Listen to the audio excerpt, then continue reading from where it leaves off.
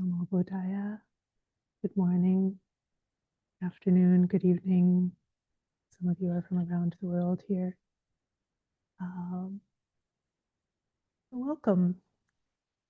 Today is, well, we're moving on towards the full moon in a couple days. Paguna Punami, the full moon of the month of Paguna. And this is meaningful in a few ways. One is it's the midpoint of our winter retreat time. And in addition to that, we are following the tradition of recognizing the various anniversaries that happened on this date in the ancient times, the Buddha and his disciples. So this date is remembered in traditional Theravada telling as the date on which the Buddha first went back home to his hometown after his awakening, went back to Kapilavatthu, and saw for the first time again his family there. This was, well, depending on which timeline you look at, it's 1 year or 5 years after his awakening, something like that. And it's remembered as the day on which both his father, Suddhodana Raja, and his mother, Mahapajapati Gautami, attained stream entry. A little bit later, then his former wife, Yashodhara, also attained stream entry. It's also remembered as the date on which his little son, Rahula, the child Rahula, went forth as a novice monk. And so these are the very popular things to remember on this date in Buddhist traditions. Something that has been less well known or less well remembered in recent times, at least for us here at Dhammadharini, we didn't know about this until 2 years ago. But this date is also remembered in long manuscript traditions in Thailand and throughout Southeast Asia as the date of the parinibbana of Yashodhara Teri.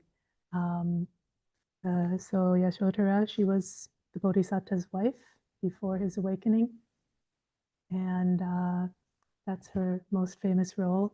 She's known by many names: Yashodhara as the queen, also Rahula Mata as the mother of the Bodhisattva's son Rahula.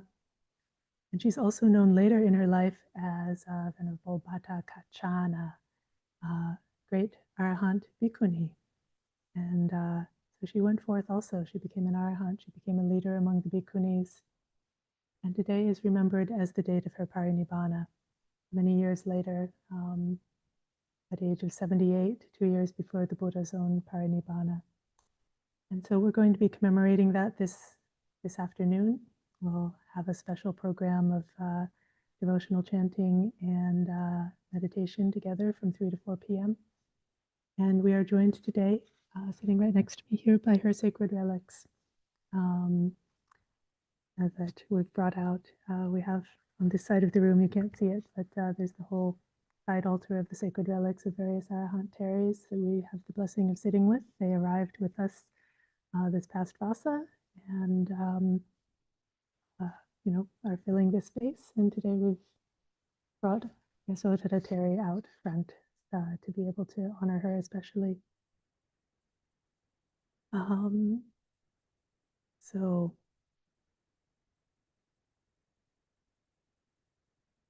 yes, welcome if anyone wishes to come in person from 3 to 4 p.m. this afternoon.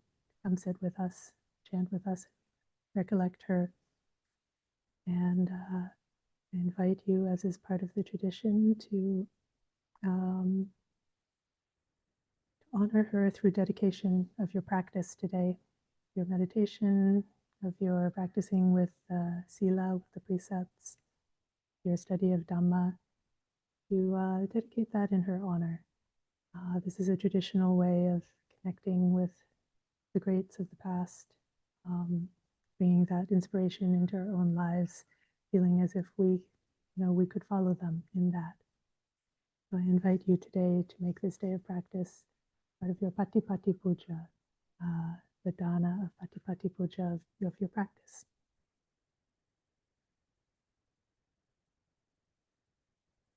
So I mentioned today is also the midpoint of Dhammadarini's winter retreat. We're 1 month in out of 2 months.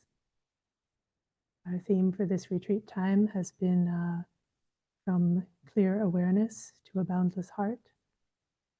So clear awareness is what we've been practicing with for the past month. It's basic receptive awareness all the time in all activities, in our formal seated meditation time, but throughout our daily lives. Just being aware, just developing the quality of awareness, not trying to focus it on any particular object, but getting to know the quality of awareness itself, getting to know the mind and the way that it interacts with all the objects as they come and go, releasing into this mind. And today, at this sort of midpoint, the inflection point, we're going to turn towards the second half of the boundless heart, referring especially to metta, the Brahmaviharas, the qualities of kindness, compassion, appreciative joy, and equanimity that are considered immeasurable, boundless, or can be developed in such a way as to be immeasurable and boundless.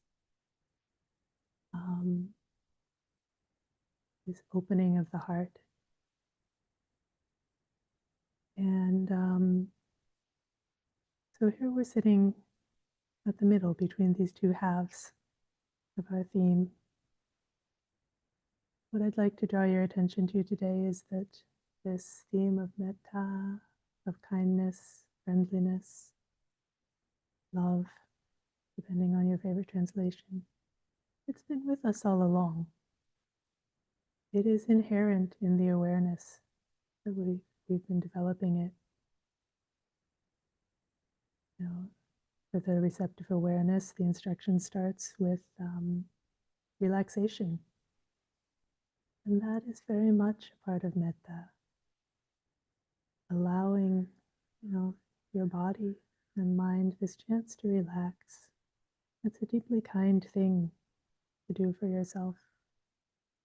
And it's a necessary thing to be able to be with the awareness as it arises, as you move from object to object, as you meet thing after thing after thing with this mind, to meet each of them as a friend, a relaxed, open manner. This is an attitude of kindness, really, this kind of awareness. So we see it in the relaxation.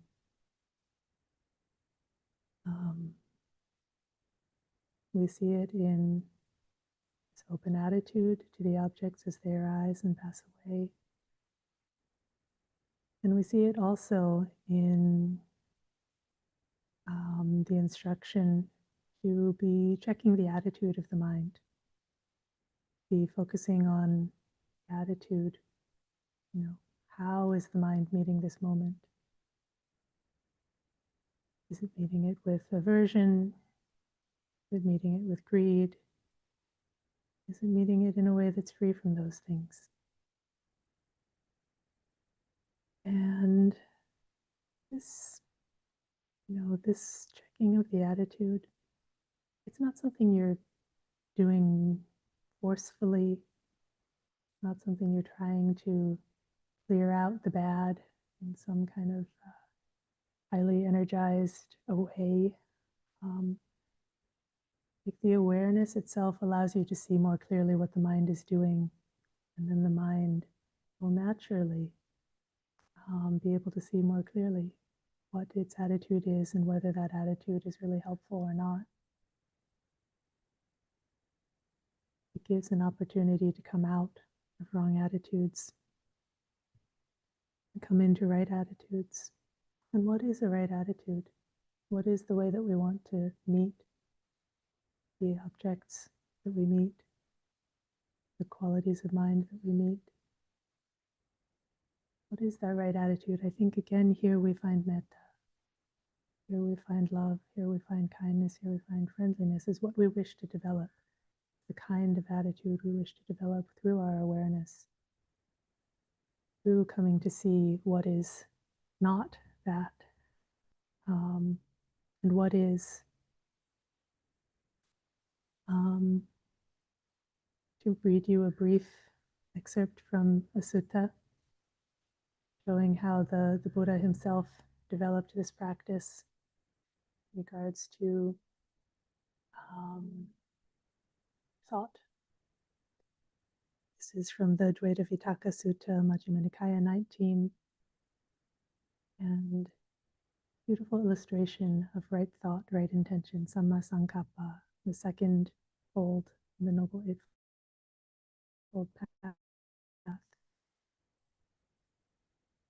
The Buddha says, this is before his awakening, describing his practice leading up to his awakening.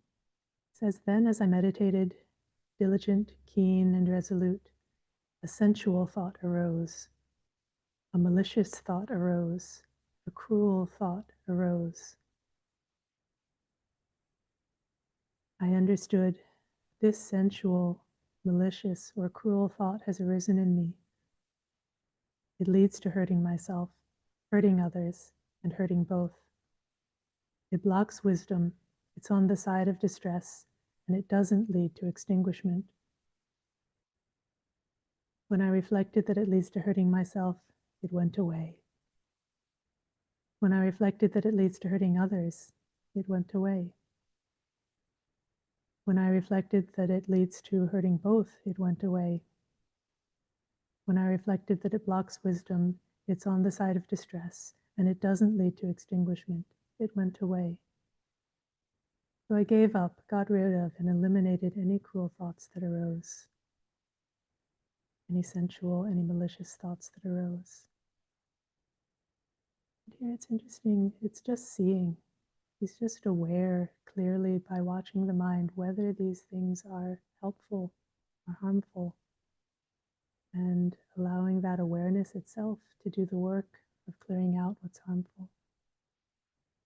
And when he saw on the other side what's helpful, then as I meditated, diligent, keen, and resolute, a thought of renunciation arose, a thought of goodwill arose, a thought of harmlessness arose. I understood this thought of renunciation, this thought of goodwill, this thought of harmlessness has arisen in me. It doesn't lead to hurting myself, hurting others, or hurting both. It nourishes wisdom on the side of freedom from distress, and it leads to extinguishment. If I were to keep on thinking and considering this all night, all day, all night and day, I see no danger that would come from that. Again, the awareness, knowing that what he's doing here is good, worthwhile, worth continuing. The awareness itself is what allows that, empowers that. These thoughts of metta. Sometimes people ask, where is metta in the Noble Eightfold Path? There's no fold that says right metta, right kindness. And people talk so much and teach so much about metta. Where is metta in that Noble Eightfold Path? Well, it's in multiple places. It's in the right action, it's in the right speech, in the right livelihood. It's also here in right thought, right intention, samma sankappo, which is defined as thoughts of renunciation, thoughts of harmlessness, thoughts of goodwill. The goodwill and harmlessness, I think it's clear enough how that relates to metta. The renunciation too, I think we can relate to metta. So renunciation as opposed to sensual thoughts. And sensual doesn't mean just like, in regard to people, it doesn't mean just sexuality or lust or romance. It includes that, but doesn't mean only that. With regard to people, it means looking at a person in terms of what you can get from them. Looking at a person in terms of, are they providing me with love? Are they providing me with safety? Are they providing me with entertainment and fun? Are they providing me with my physical needs? Um, what can this person do for me? And there's a kind of love or attachment that can be based on that, based on the need or the wanting of another person.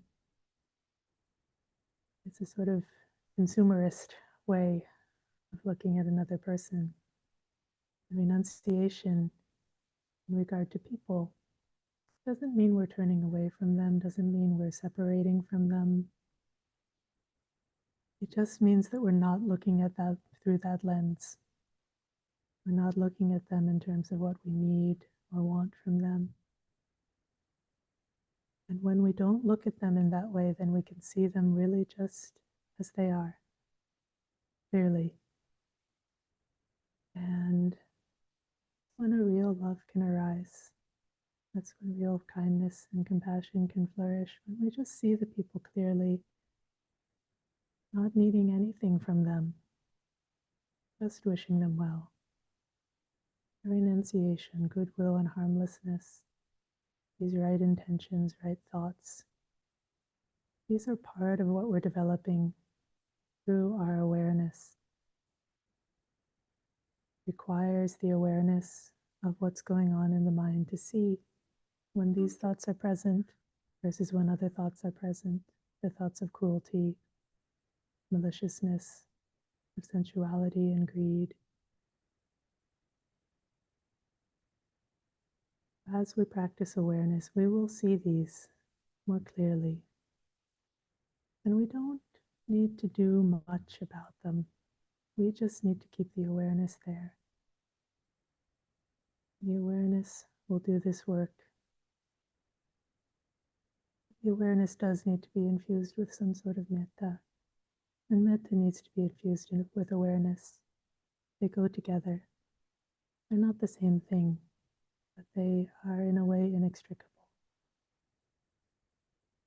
So with that, we'll go into our sitting meditation together. So if you haven't already, you can come into your meditation posture. And this involves sitting in a way that is kind to yourself and also supports awareness. So sitting in a way that's balanced,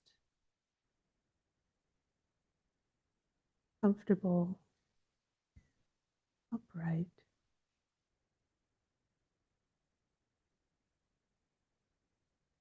Upright but relaxed.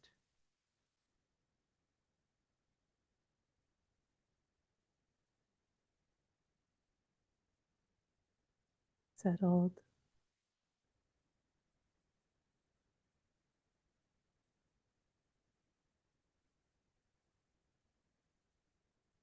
And we can take a moment to relax this body,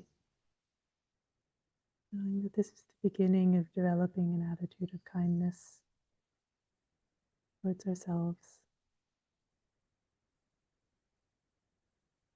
Inviting in relaxation in this body and mind.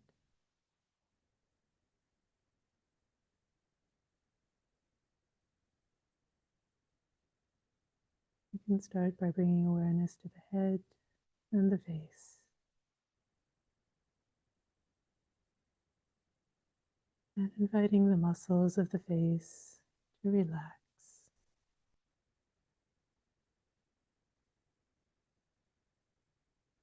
The forehead, the brow, the eyes. Relaxing.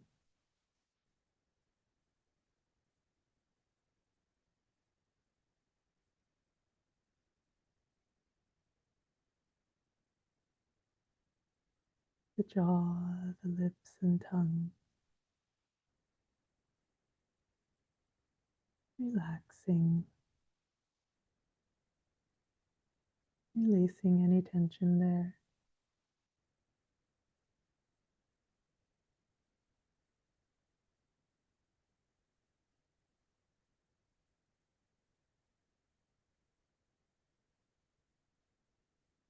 neck and shoulders. Relaxing.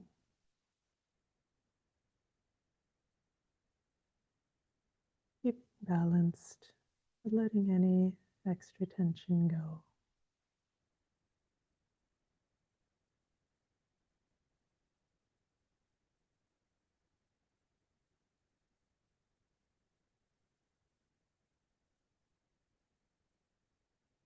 Letting the arms just hang down like ropes, loose, like ragdoll arms.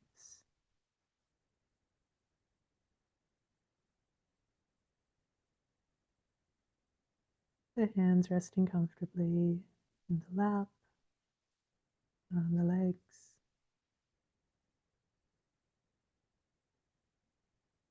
Letting go any tension in the hands as well.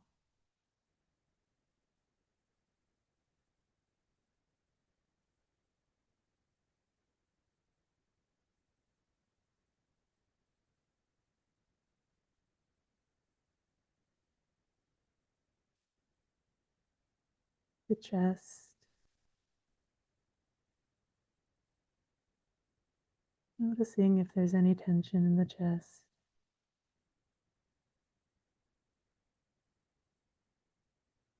Noticing the breath in and out, just rising and falling.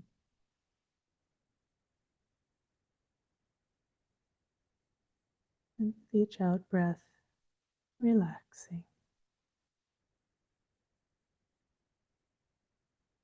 Letting any tension in the chest go.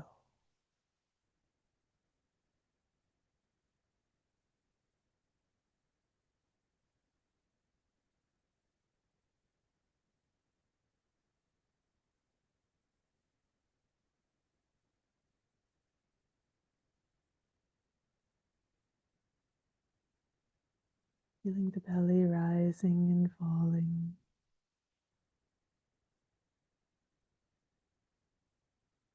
Feeling any tension there.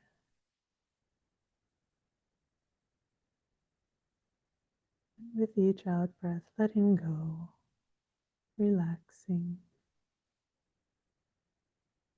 Releasing any tension you may find in the belly.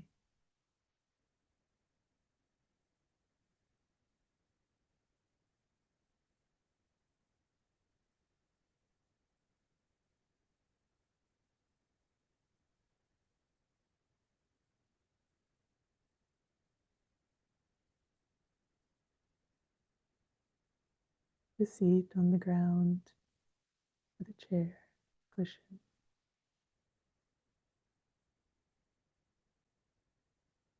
Relaxing the legs, the feet. Feeling how they're just held by the earth. Whole body held by the earth.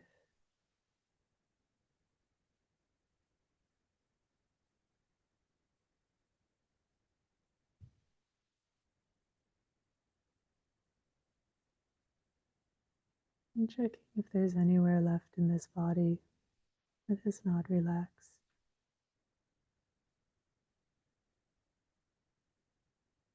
And inviting that to let go.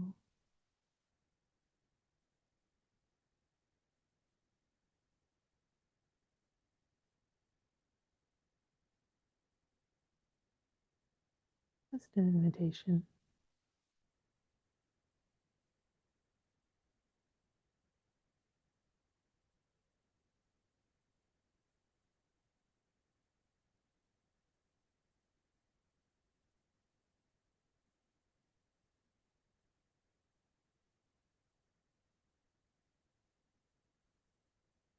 And as we've been bringing this kind awareness to the body, inviting each part to relax.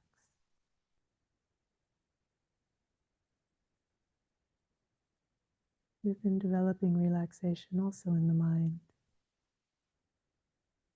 through kind awareness.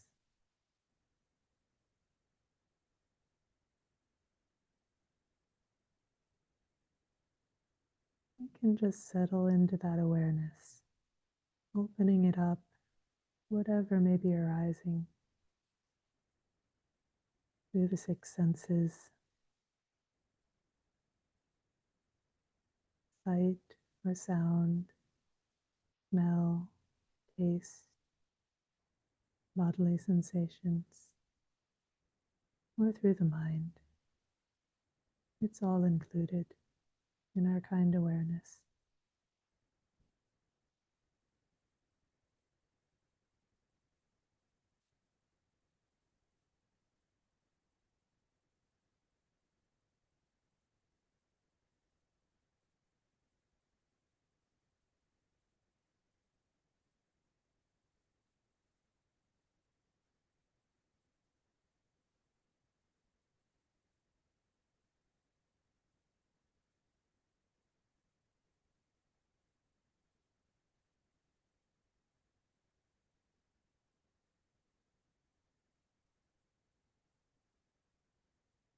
Different objects arise, they stay a while, they pass away.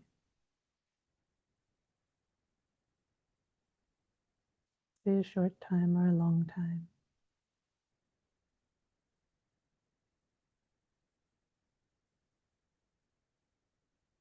We're not trying to stay with any one object, not trying to get absorbed into it,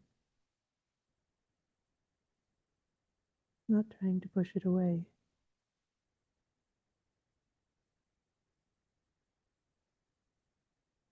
Just being with the awareness itself, the mind itself as it meets these objects.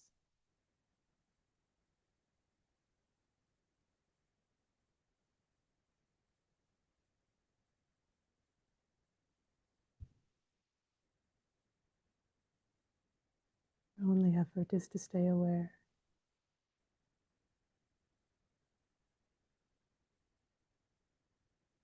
See clearly.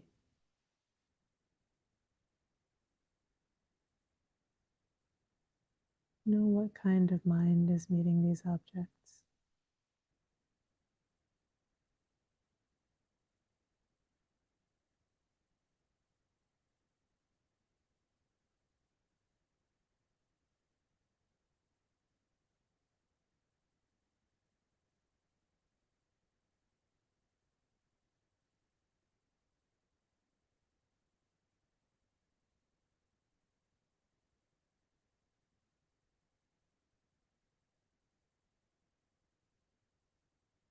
And letting this kind awareness guide you,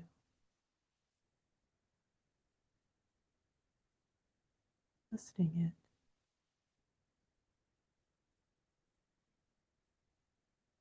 Will lead you towards what's beneficial for yourself and others. Will lead you away from what's harmful for self and others.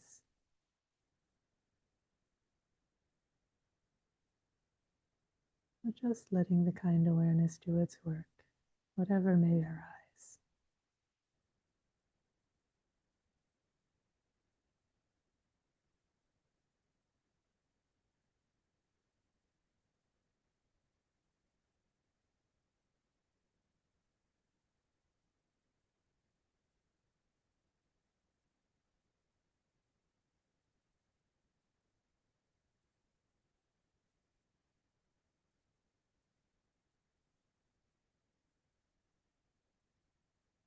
Get lost, it's okay. As soon as you come back, just notice. Notice you're back.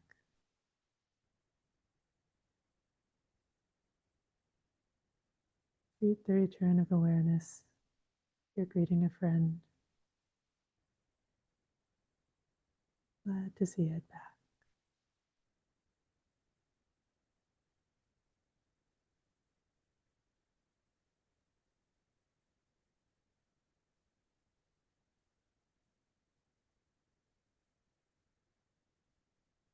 And we'll sit together in silence another 20 minutes or so.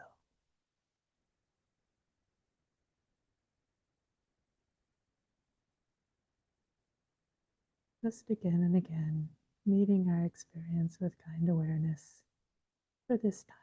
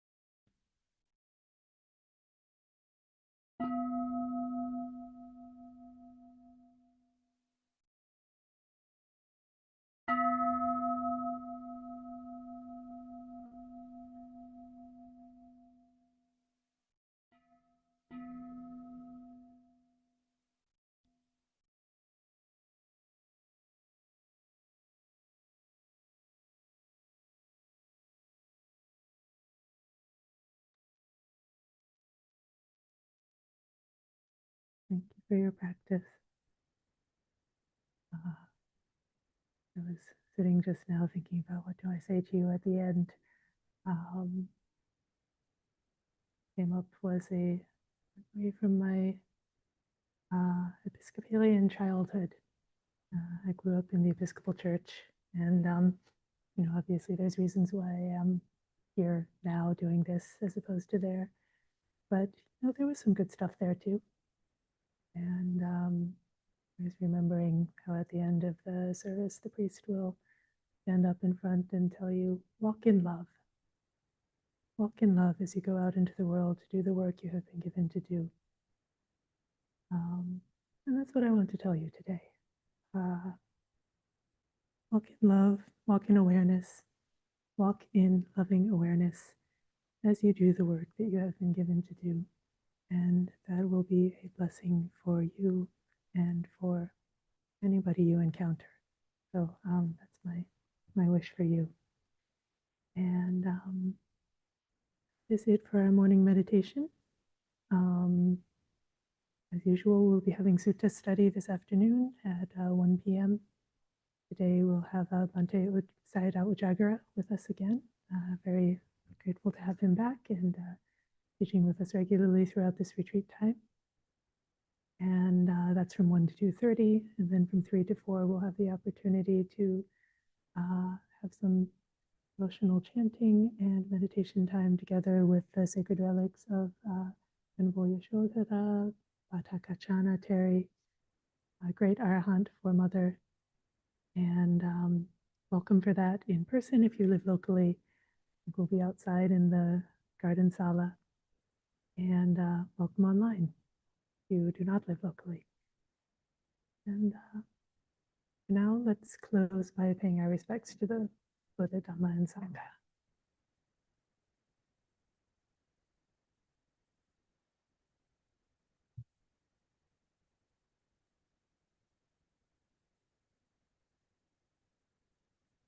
The Lord, the perfectly enlightened and blessed one, I render homage to the Buddha, the blessed one.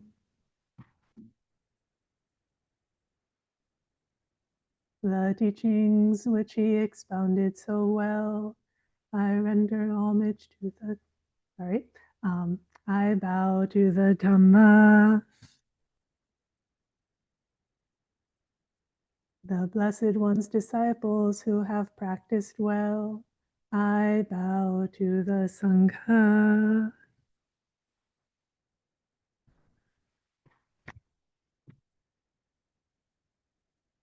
Right, you all, and see you another time. Wish you well.